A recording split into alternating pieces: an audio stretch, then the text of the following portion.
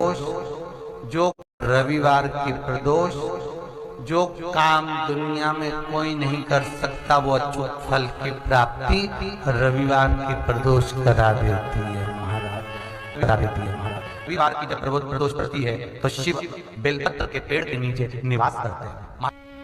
12 महीने प्रदोष आती है, 12 महीने शिवरात्रि आती है। प्रदोष को ही शिवरात्रि का भाव है। 12 महीने आती है। अगर व्यापार ना चले, दुख तकलीफ ज्यादा हो, कष्ट ज्यादा हो, बहुत टेंशन जिंदगी में चल रहा हो, कोई काम हो ही नहीं रहा, कोई दिक्कत ही दिक्कत है, व्यापार सही ना चल रहा हो, कष्ट ही कष्ट हो,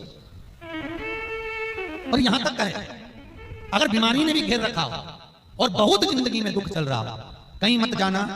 प्रत्येक महीने प्रदोष आती है, हर महीने शिवरात्रि प्रदोष आती है। 1 लोटा पानी, 5 बेलपत्र, 5 बेलपत्र, 1 शमी पत्र,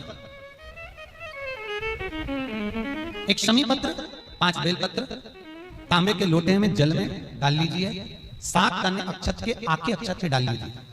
और प्रदोष काल में, प्रदोष काल जो शाम का समय होता है, प्रदोष काल में भगवान शंकर के मंदिर जाकर पांव में चप्पल पहन करना चाहिए। घर में घी का दिया लगाकर कलश लेकर शिव के मंदिर में चले जाइए। शिव मंदिर में दिया नहीं लगाना है आपको, केवल घर में दिया लगाकर जाना है। और शंकर जी के मंदिर में वो ऐसा कैसा ही पानी पूरा उंडेल कर डालकर शिवलिंग पर आ जाइए। झोली पसार कर प्रणाम करिए। शंकर की देहली पर 2 मिनट बैठकर ओम नमः शिवाय का स्मरण कर लीजिए। ओम नमः शिवाय भी आपको बोलना बताया था कि सौभाग्यवती नारी स्त्री नमः शिवाय ओम बोले और पुरुष ओम नमः शिवाय। अगर पति और पत्नी दोनों बैठकर जाप कर रहे हैं तो दोनों ओम नमः शिवाय बोल सकते हैं। पर नारी अगर अकेले बैठकर स्मरण कर रही है तो नमः शिवाय ओम। आप जब नमः शिवाय ओम बोलना चालू करेंगे तो ओम अपने आप ही आगे आ जाएगा। बोल कर देखिए, नमः शिवाय ओम, नमः शिवाय ओम, नमः शिवाय ओम, नमः शिवाय ओम, नमः शिवाय, नमः शिवाय चालू करा, ओम अपने आप आगे आ जाएगा। पर पुरुष जब जब जाप करे ओम नमः शिवाय बोले। पति पत्नी दोनों बैठकर जाप कर रहे हैं तो ओम नमः शिवाय बोल सकते हैं। केवल स्त्री जाप कर रही है तो नमः शिवाय ओम, नमः शिवाय ओम, नमः शिवाय ओम, नमः शिवाय ओम, नमः शिवाय ओम अपने आप आता है। स्मरण 5 बार, 3 बार, 7 बार कुछ देर शिव के मंदिर में प्रदोष काल में, प्रदोष के समय पर, प्रदोष के दिन बैठकर शिव नाम का जाप करें। जल का पात्र वापिस घर में ले आए और बड़े प्रेम से अगले महीने फिर प्रदोष के दिन, फिर प्रदोष काल में शिव के द्वारे जाना, फिर विनती करें। कहीं मत जाना, केवल शंकर की शरण में जाना, उससे कहना, उससे निवेदन करना, मुझे विश्वास है मेरे शंभु पर। स्कंद पुराण कहती है, शिव महापुराण कहती है, अगर आपने 2 या 3 या 4 प्रदोष ही कर लिए तो मेरा महाकाल बाबा आपकी झोली तो भर ही देगा। खुशी 2, 3, 4 10 बहुत। पूरे साल की तो आप करना, छोड़ना मत। अगर बाबा दे भी दे तो पूरा साल तो करना ही चाहिए, बीच में नहीं छोड़ना बाबा। कई बार स्त्रियां सोचती हैं कि बीच में रजस वाला धर्म जाता है तो हम नहीं जा सकते, तो घर का कोई व्यक्ति जाए, पर करना सब पूरे महीने की, भला हर महीने में एक बार कैलेंडर में जाके निशान लगा लो, लिखा हुआ रहता है प्रदोष, निशान लगा लो कि इस दिन मुझे जाना है शिव मंदिर, नमन करना, अपनी दिल की बात बाबा भोलेनाथ से कहना, अपने मन का बात मुझे शिव से कहना, बस विचार कर लिया।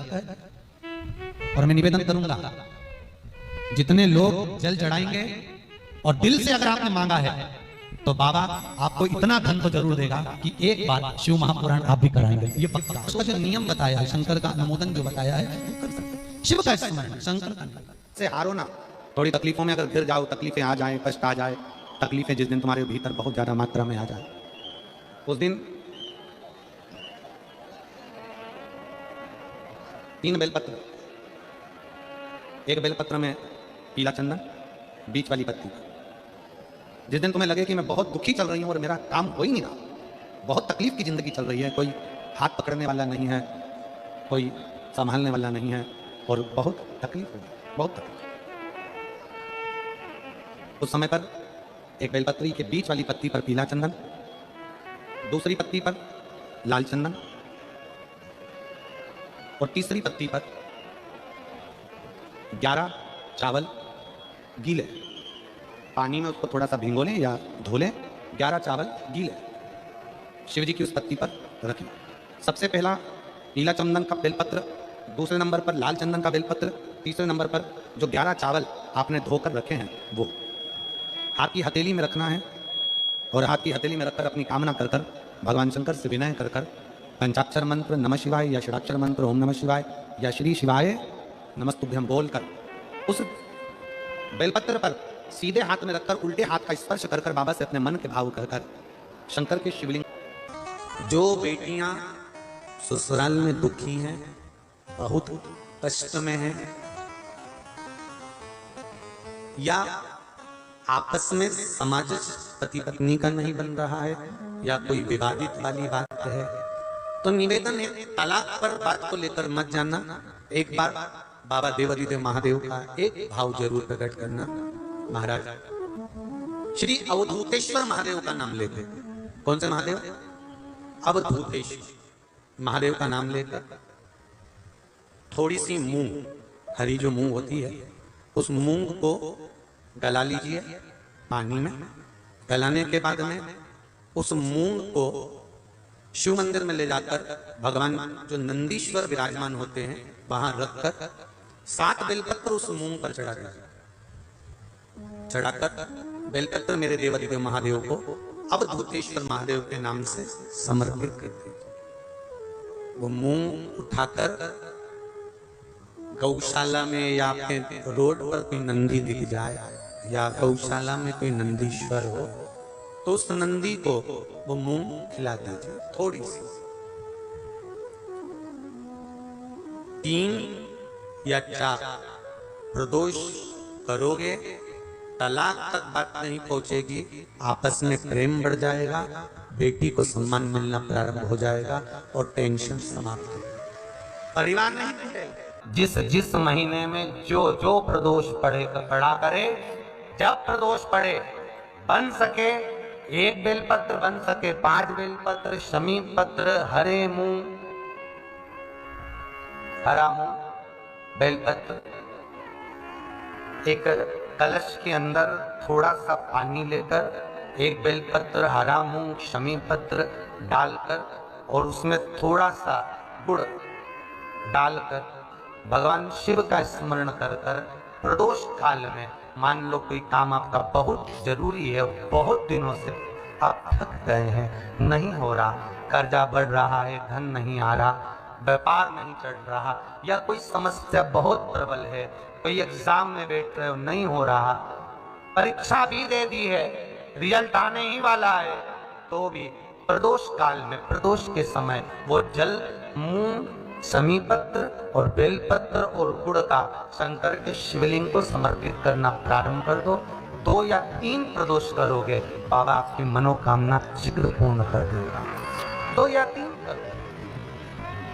बाबा कर्म को प्रिय है पुष्प में आंख का पुष्प, जो आंकड़े का पुष्प होता है, शंकर को बड़ा प्रिय है। तो दूसरे नंबर पर शंकर को प्रिय है शमी का पुष्प, बहुत ध्यान देना महाराज। तीसरे नंबर पर शंकर को प्रिय है महाराज सरसों का पुष्प। सरसों होती है ना, जो राई अपन बोते हैं, सरसों बोते हैं, उसमें पीले कलर का जो पुष्प लगता है। हमारा तो निवेदन रहता है जब तक सरसों आए तो प्रयास करा करो कि सरसों के 108 पुष्प शंकर भगवान पर चढ़ाना प्रारंभ कर दो। महाराज ये पक्का है कि वर्ष भर कोई बड़ी बीमारी आपको घेर नहीं सकती अगर सरसों के फूल शिव को चढ़ रहे हैं तो।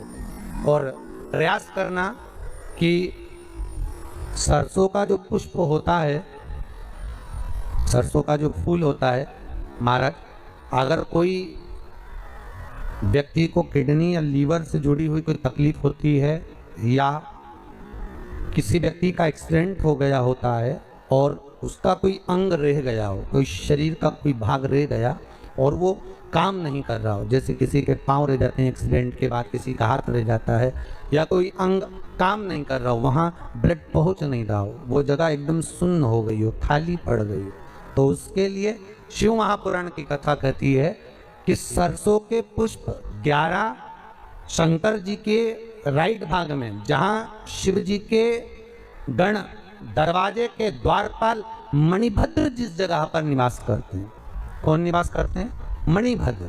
शंकर जी के दरवाजे के द्वारपाल हैं मणिभद्र जी। तो मणिभद्र दरवाजे के द्वारपाल में राइट भाग में मणिभद्र जी विराजते हैं। मतलब राइट भाग कौन सा हुआ? जब आप मंदिर से बाहर निकलेंगे तो राइट भाग, मंदिर में प्रवेश करेंगे जब राइट नहीं होना चाहिए, आप मंदिर से जब जाएं तो राइट भाग। मतलब आप मंदिर से राइट से जाएंगे तो शंकर जी का भी राइट हो जाएगा, क्योंकि शिव जी ऐसे बैठे हैं तो शंकर जी का भी राइट हो गया, देवता उनका भी राइट हो गया। तो राइट भाग सीधा हाथ मणिभद्र जी का स्थान, 11 सरसों के पुष्प मणिभद्र के उस द्वार पर आप रख दीजिए, और मणिभद्र के द्वार पर रखकर अंदर जाकर 108 वापिस जब आप बाहर निकल रहे हैं, ये पुष्प आप रखने के बाद एक बार बाहर जाएंगे, फिर वापस आएंगे मणिभद्र के रखने के बाद, और अंदर जाकर 108 सरसों के पुष्प शंकर को समर्पित करेंगे महाराज। उस सरसों के पुष्प जो शिव जी को आप समर्पित कर रहे हैं उसको वापस लेकर आएंगे, श्री शिवाय नमस्तुभ्यम बोलकर उस सरसों के पुष्प को महाराज सरसों के तेल की बोतल में उसको डाल लीजिए। शंकर भगवान को किसी भी प्रदोष में शाम के समय प्रदोष काल में उस तेल को वापस ले जाकर चढ़ा दीजिए शिव जी को, उसको वापस लेकर आ जाइए। उस तेल का प्रयोग आप नाभि में डालिए, और जो शरीर काम नहीं कर रहा उस स्थान पर कम से कम 15 दिन 20 दिन तक उसकी मालिश करना प्रारंभ करिए। बाबा चाहेगा तो चलाने का प्रयास कर देगा और वो अंग वो शरीर काम करने लगेगा।